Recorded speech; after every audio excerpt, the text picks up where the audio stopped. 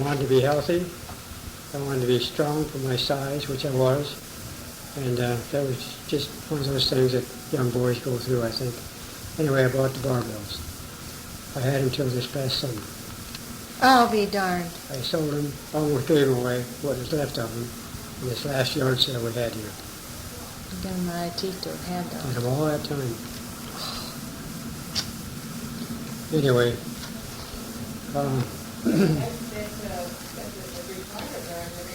I went to work at Gishole. As I said, I got home at night, I worked out hard, and go to bed. Then by then I was so worked up I couldn't sleep. But I worked out a kind of a routine and everything was fine. I did that until Uncle Sam called after Pearl Harbor. I was 19 years old, turned 19 in October. By October next, I was already in the service. I was drafted at 19. I turned 20 after that. And I answered the call the 1st of January 1943. How did you feel when you got your draft notice? Like somebody kicked me in the stomach. Scared? No, Disappointed? no, knowing what I was up against, knowing what was going to happen. It was called Camp Hood, Texas. It's now called Fort Hood, Texas. Fort is bigger than the camp. It gets strong. And it was a tank destroyer training ground. Tank destroyer. Using an M10 cannon. I shouldn't say an M10 tank with a 76 millimeter gun on it. It's supposed to be real good for killing tanks, destroying tanks. It didn't work. In half they shot us to pieces. Oh. He's a demolition man. He blows up trees and bridges and stuff like that. So they showed me how to set charges and use dynamite caps and blow things up. In 8 weeks, along with all the basic training and everything else. Didn't make me anything, really. He didn't teach me how to shoot a gun. I shot a machine gun once, twice, took the rounds. Push that down. That's it. Next. I got on the rifle range. You know, I could shoot a gun. I knew what I was doing. I was really good at it. The other guys didn't know nothing from the city. But I could shoot a gun. I would shoot 2 or 3 rounds. Next. My Then run me God. through obstacle courses. I left everybody in the dust. They didn't teach me to stay with the group. I went way, way ahead, just to beat them. It's a contest. Went way ahead, beat everybody through it. You go through those obstacle courses like poopy through a tin horn. Basic training, 8 weeks, and May 9th, 1943, we loaded on a boat. I think you're referring to Anzio one night, and I can't recall much of this. I can't tell you how it was because I was out. But I remember a barrage, the artillery barrage, and they were shooting us something terrible. They just big shells landing all over, it seemed like. It felt like the back of my head was getting bigger. It felt like it. It wasn't, but it felt like it. It's getting bigger this way. It's going to explode. Bigger and bigger. Because of the noise? It's concussion, mostly. Oh. Terrible concussion.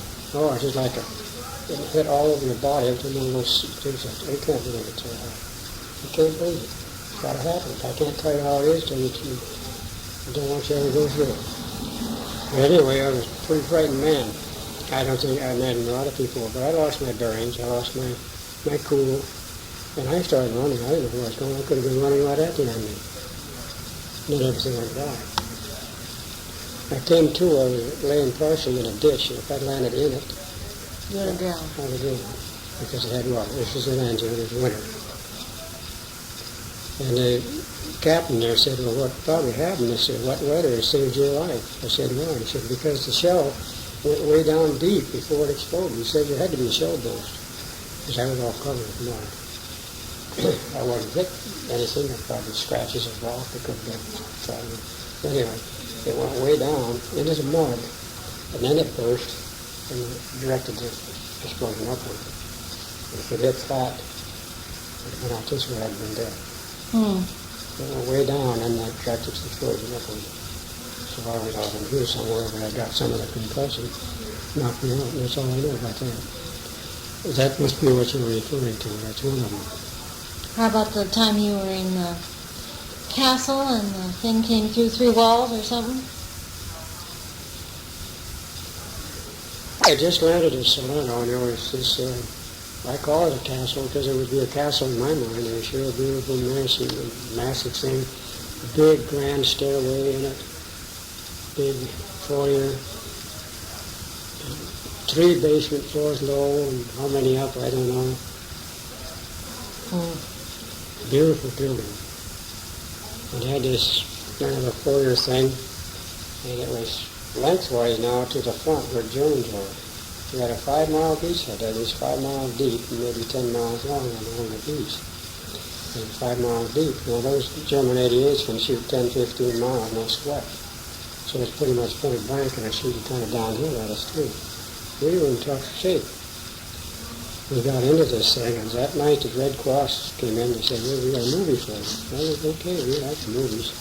We set up a few chairs, we could find sitting on the floor or whatever.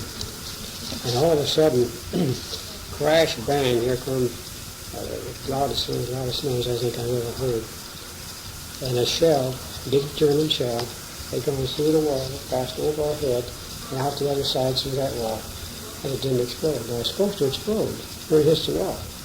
Anything's supposed to make it explode. It didn't explode. It would have been right over us. I wouldn't be here for that. It would have been right over us. I would have been dead.